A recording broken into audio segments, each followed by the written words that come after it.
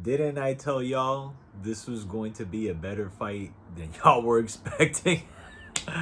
So we are coming off last night's Sunday night pay-per-view, which, outside of being a hardcore wrestling head from the 80s and the 90s, not really accustomed to boxing on a Sunday night, but needless to say, we were treated, man, to again a really really good fight that I feel kind of people overlooked, considering going in. People were thinking the Rolly Ramiro was going to be selling the fight, talking and things of that nature, like you normally would for a fight. But when they announced Isaac Cruz was going to be the fill-in, and then hearing that he was supposed to be the fight initially, um, I was scratching my head. I was like, this might be a better fight than people are making this out to be, because they're looking at this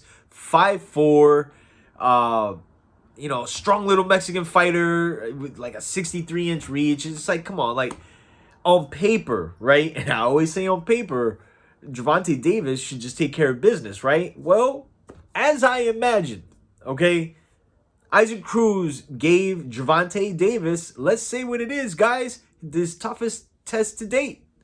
Toughest test to date. Now, listen, there's a lot to unravel in this fight, because, we're hearing, or we literally saw, Gervonta Davis is, I think, his left hand, I think after the 6th round, was injured, and he's saying that it was injured leading into this fight.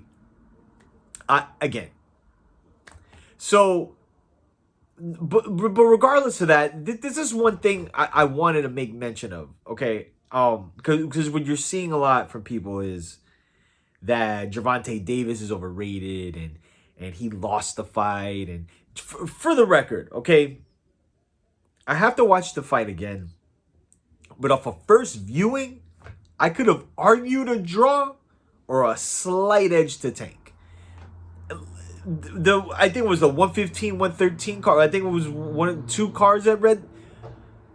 I'm not mad at that. Like that, if there's anybody I feel that probably like, excuse me, edged the fight, was, I think, Tank. But I'll say why. Okay, Isaac Cruz did a hell of a job landing to the body. The thing that impressed me about Isaac Cruz is that he stuck to his game plan.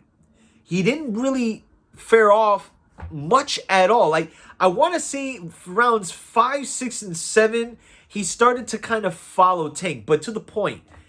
This was an instance where Tank was dealing with somebody who was cutting the ring off on him. He had never experienced that before. Mario Barrios, Leo Santa Cruz, Yorkis Gamboa, like any of these guys, Pedraza, none of these guys walked him down, and it forced Tank to fight on the back foot for practically most of the night, right? So what we learned, and I was talking with the crew about this, and shout out to Train who brought this up, man. Tank has very good boxing ability, man. Is he a defensive prowess like Floyd Mayweather or Pernell Whitaker or Willie Pep or any of these guys? No, man, no. I think where he kind of shined a bit, man, was some of the counterpunching, and even at times when Isaac Cruz was trying to get inside, like, he would just clinch him up. I mean, it's just certain textbook stuff that comes with experience. And he would kind of have to make Isaac Cruz reset. And he weathered a lot of storms, man. And Gervonta Davis, look, I think one thing we got to mention with him, he's got a pretty good chin. He got cracked with some stuff. And shout out to Isaac Cruz as well. He got hit with some stuff too, that I was kind of shocked that he was able to weather. But let me also say this, okay?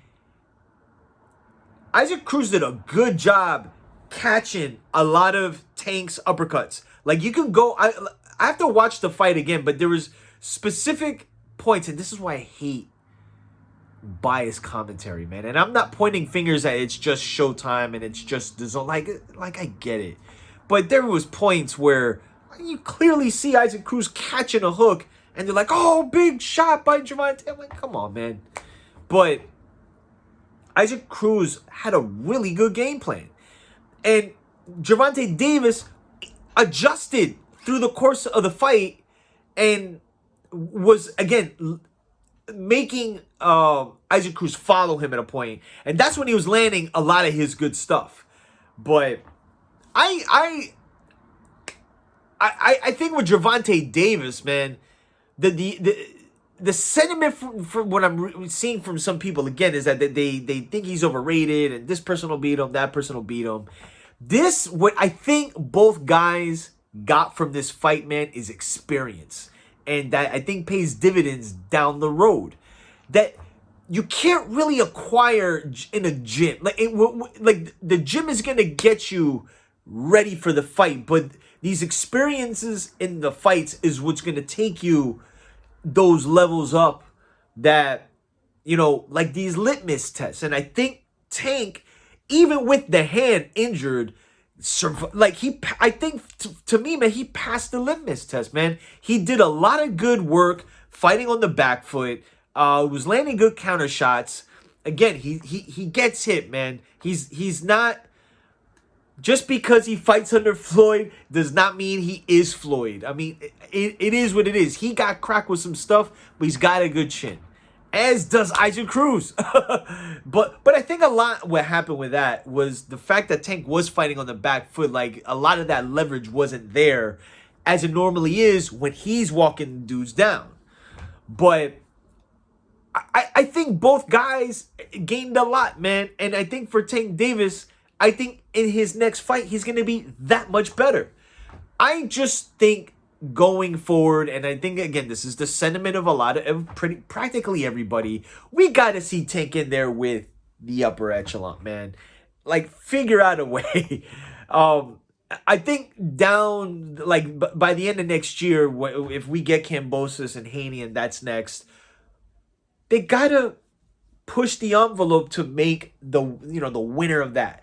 Because what is missing around Tank Davis at this point, is hardware that just looks, like I had mentioned before, pretty to the casual public. And I think Tank is ready. I think last night proved that he is that good. Like, he can fight these guys. He can beat these guys, but you got to put him in the ring with them, You got to do it. So, but we'll see, man. Exciting fight. I want to watch it again and score it.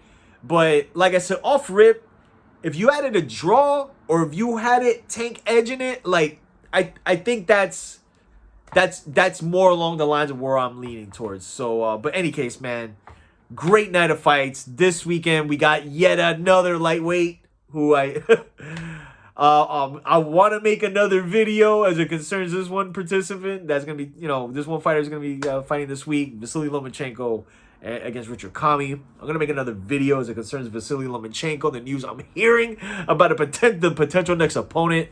But obviously, we got to get past next week.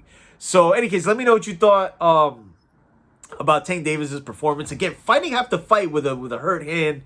And again, a lot of us got introduced to Isaac Cruz. We have not seen the last of him. So follow us at Gardrago Boxing on Instagram. Follow me at Roberto_Flack on Instagram. Facebook.com/GYG Boxing. Like, subscribe, notification bell, all that. So until next time, I'm out. Peace.